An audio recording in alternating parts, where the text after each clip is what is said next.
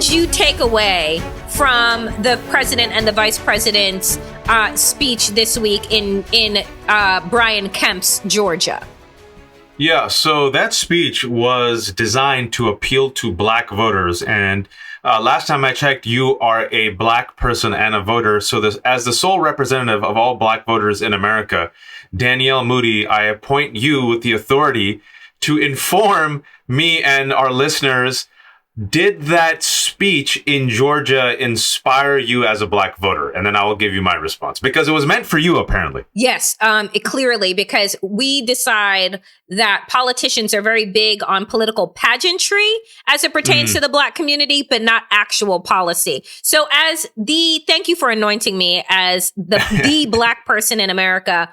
I will say, in my humblest of ways, dear Joe Biden, miss me with your bullshit. Wow. That's what I thought look about at you.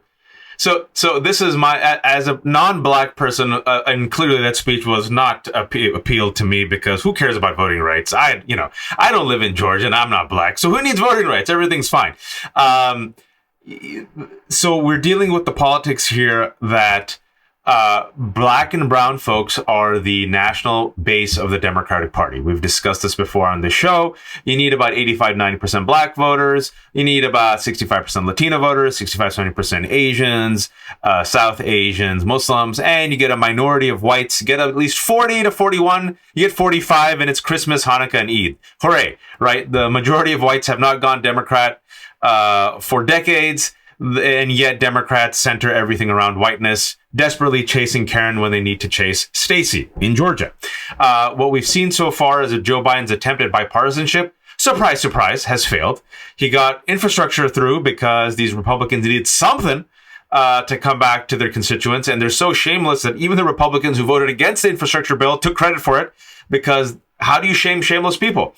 And the progressives were right that if you decouple infrastructure with BBB, the alleged, I hate using this word, but I'm going to put in air quotes, the moderates will not deliver. And voila, Manchin's killed BBB. And so far, Manchin and Sinema are all about voting, all about voting rights and the filibuster, but they want to preserve the filibuster.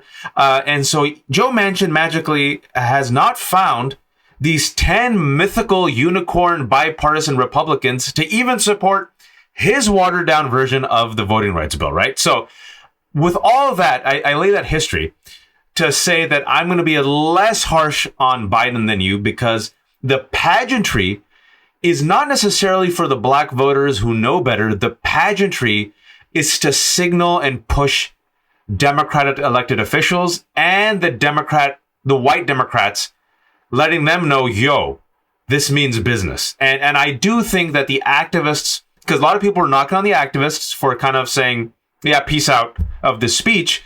The activists also have to put pressure on Biden and Kamala, and by extension, the Democratic Party, which is why I supported them, to kind of signal this is the dance, right? We're done with the words. Now you need to deliver. So that's why I thought the calibration was good. Yeah, but to get to your point of your fury, words without actual Voting Rights Act will mean nothing, and democracy will be held hostage by a Republican minority.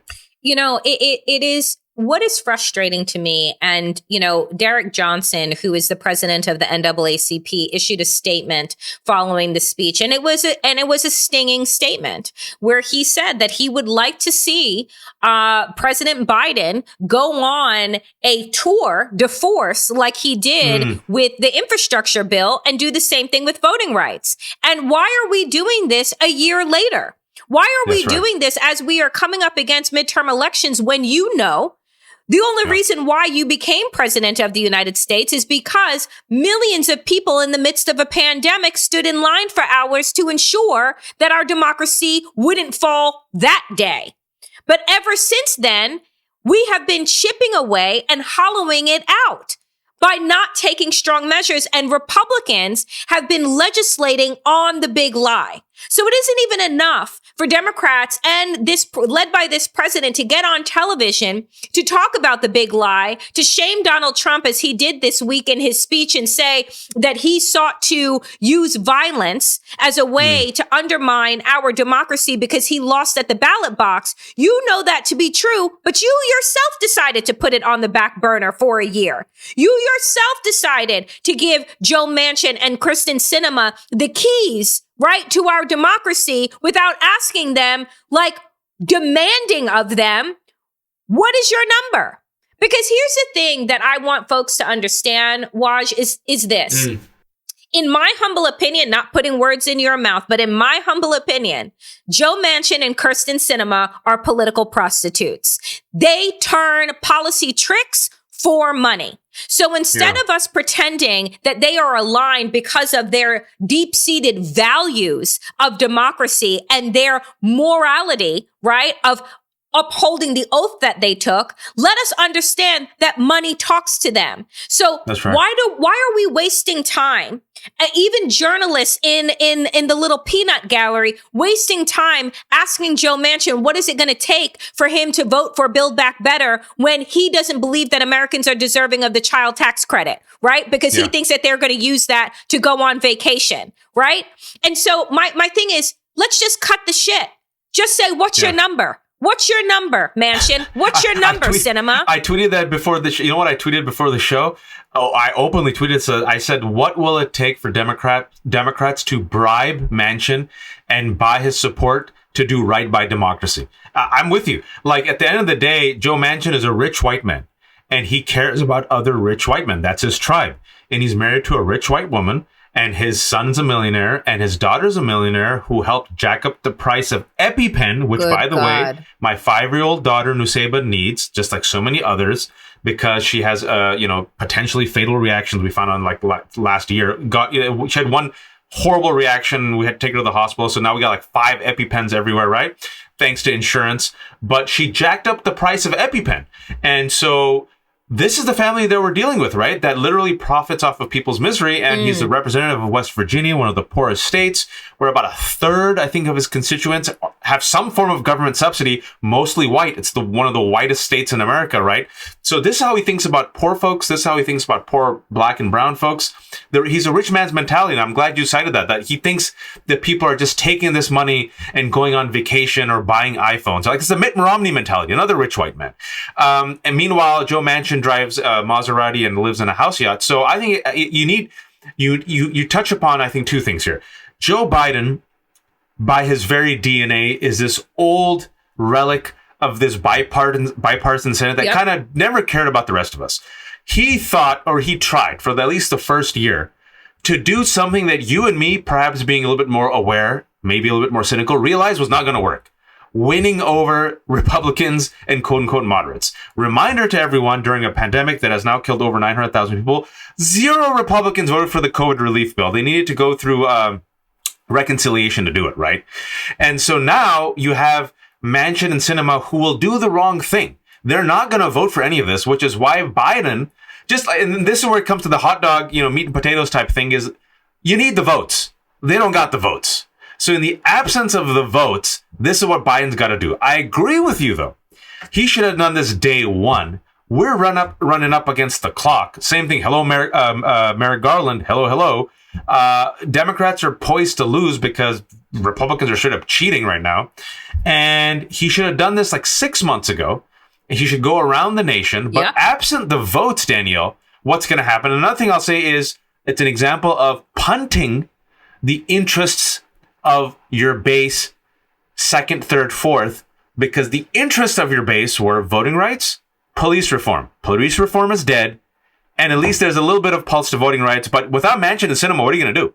I mean, but here's the thing. To me, both of those things are dead. They gave up on police reform 8 months into the 8 months into the new administration. You had Cory Booker come out and be like, well, I tried, but we're not getting anywhere because Republicans won't let go of qualified immunity, right? The very thing that would allow people to be able to persecute cops for killing unarmed people, right? No, we have to keep that because otherwise cops won't be able to do their job. This is the lie, right? That Tim Scott and others in the Republican Party want to tell us about police reform. But as it pertains, here's the thing.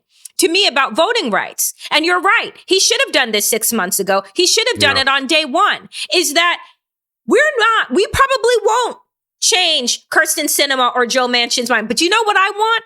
And I said this the other day on Woke AF. I want Joe Manchin to be as uncomfortable, right, in his skin, in his state, as Black and brown people are going to be when Republicans take over and institute their fascist regime. I don't want that man to be able to go anywhere without being heckled. I want what the GOP decided to do, which was dump $1 million into the cheapest television market in America in order to uphold the filibuster. I would have liked to see Democrats make that move well ahead of them.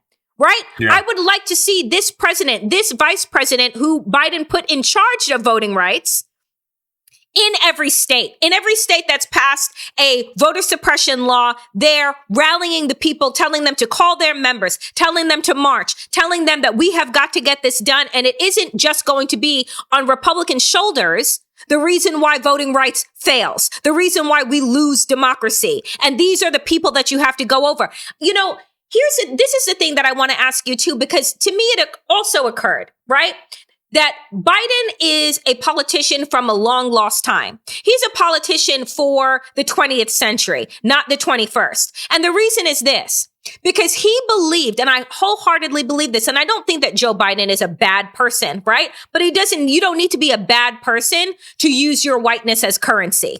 And what I believe is that under the 8 years that he was vice president and he saw the obstructionism, right? The disrespect and the racism lauded at President Obama, he thought, well, they're not going to do that to me. I'm an old white man. I'm an old white man. And I've been in the Senate for 40 years. I've drank with these guys. I've gone to their houses, right? I send their kids gifts. They're not going to do this to me because I'm one of them. And what they did to Liz Cheney? Liz Cheney and Dick Cheney. I'm old enough to remember, Danielle, when Dick Cheney was just one of the most vile vice presidents in our history, profited off the war in Iraq. Literally, he had, shares in Halliburton. And Liz Cheney voted with Donald Trump 93% of the time and was the number 3 ranking Republican in the number 3 ranking Republican, right, in the House, I believe. And lo and behold, now the Wyoming Republicans have, by a slim majority, decided that she's no longer a Republican. She deserved to kick her out. If she runs for re-election, we don't know if she's going to win. And she's public enemy number 1 just because she's like, you know what? A violent insurrection in which thousands of people try to kill me and my colleagues, that's a step too much. You know what? Maybe that's a little too far. And so if they're willing to turn on Liz Cheney, now, this is an important point. White folks, part of this white incestuous club, Democrats, Republicans, independents, I don't care. It's a very incestuous club. Like George Carlin said, it's a big club and you ain't in it, right? I think they're realizing that whiteness will not protect them. Literally, whiteness will not protect them. Hell, they went after the whitest man on earth, Mike Pence. People forget. They're like, Mike Pence, you've prostituted yourself completely and literally given up your Christianity and your Jesus and your morals in the service of Trump for power. We're going to kill you. We're going to try to kill you just because you took the advice of Dan Quayle and decided to follow the law and certify this election, right? And I think this is something important, that these institutional establishment types who are all buddies, they all drink together, go to the same golf clubs, go to the same churches, same synagogues, same temples, they date each other, they marry each other, they divorce each other. Behind the scenes is like, I know him. Oh, he's a good guy. That's kind of the normalization of fascism. Oh, they'll protect me. Oh, it'll be okay. Oh, the guardrails will be fine. Because when you're in power, everything's fine. But for the rest of us who have been on the boot has been on our neck, the power's boot has been on our neck, we, I think, see America for how it really is. And we're the ones been warning them, like since 2015, Trump and Trumpism is the new norm. Like, it's a fad.